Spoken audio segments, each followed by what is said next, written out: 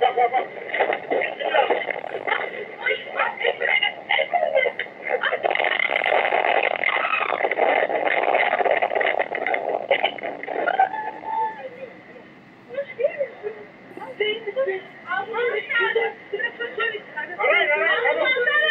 Hareket ettirmeye koyunu.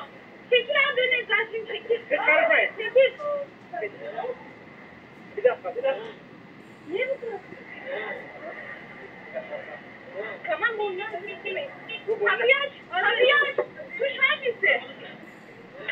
Şurada kırmızı. Araba. Kapıyı aç. Açıldı mı? Tamam tamam. Hangisi? Abi diğerine bak. Kalp krizi mi?